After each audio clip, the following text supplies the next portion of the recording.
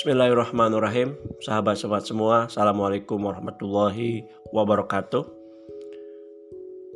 Pada zaman dahulu kala, tepatnya ketika Nabi Nuh alaihissalam diutus oleh Allah subhanahu wa ta'ala ke muka bumi untuk memberikan peringatan kepada kaumnya agar mereka kembali ke jalan tauhid seperti yang dibawa oleh Nabi Adam alaihissalam.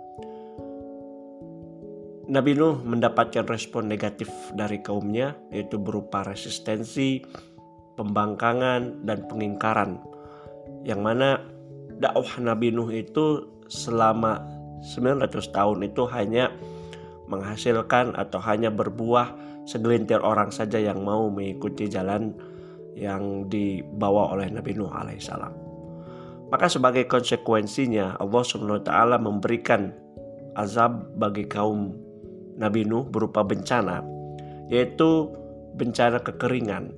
Pada saat itu sebelum pada akhirnya Allah meluluntahkan atau membinasakan kaum tersebut dengan banjir yang sangat besar, mereka dilanda oleh kekeringan yang cukup berkepanjangan.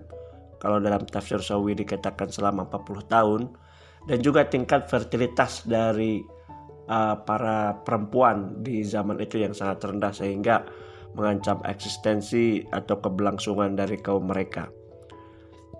Selain itu juga banyak sekali dari harta dan aset yang dimiliki oleh kaum tersebut itu rusak karena bencana yang diturunkan oleh Allah Subhanahu wa ta'ala.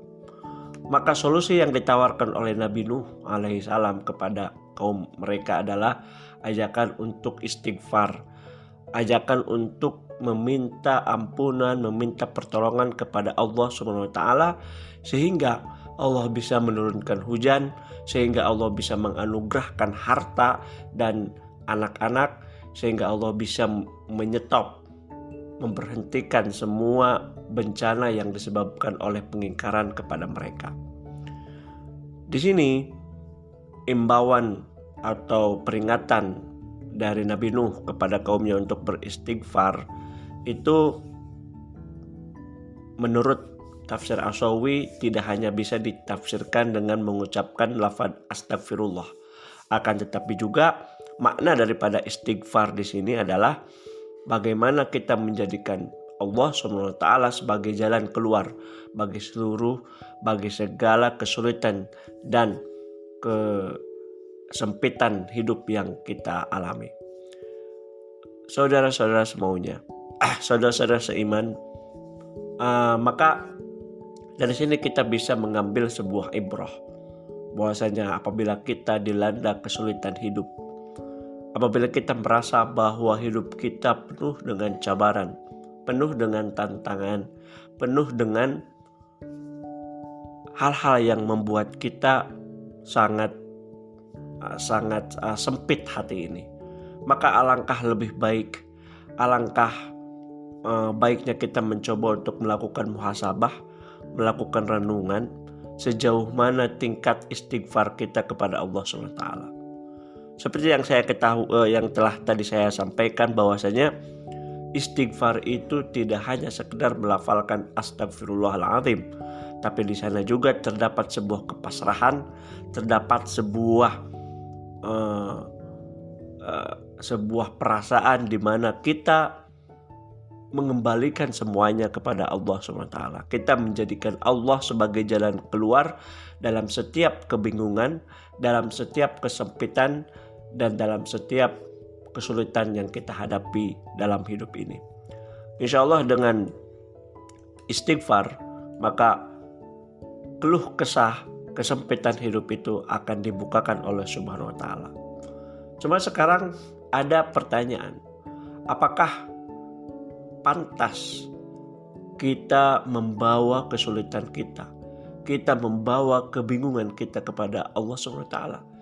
Kenapa kita tidak menjadi manusia dewasa yang berusaha semaksimal mungkin untuk menghilangkan kesulitan itu dengan kedua tangan kita tanpa ada campur tangan dari Tuhan, tanpa ada campur tangan dari pihak eksternal? Saya kira pernyataan tersebut adalah pernyataan yang sangat egois, pernyataan yang tidak menunjukkan sikap kita sebagai seorang hamba yang memang hidup kita itu disetir oleh Allah SWT.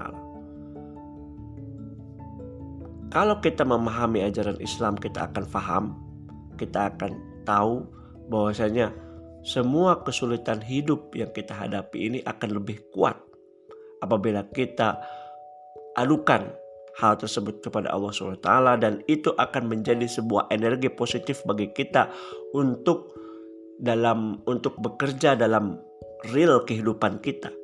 Kita akan motivasi yang kita dapat dari penyerahan semua masalah kepada Allah SWT akan menjadi energi positif yang akan mendorong kita dan menggerakkan kita untuk keluar dari kesulitan hidup.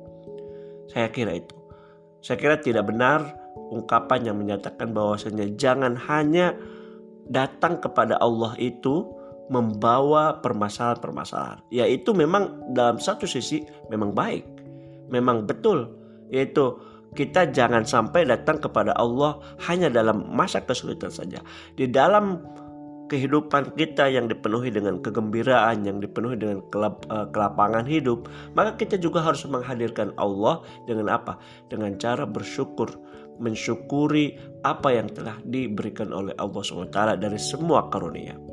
Maka kesulitan dan kebahagiaan tentunya dua-duanya tetap kita harus bawa kepada Allah SWT sebagai usaha kita untuk senantiasa merekatkan hubungan dengan Allah SWT, itu hablum minallah. Semoga bermanfaat. Terima kasih. Assalamualaikum warahmatullahi wabarakatuh.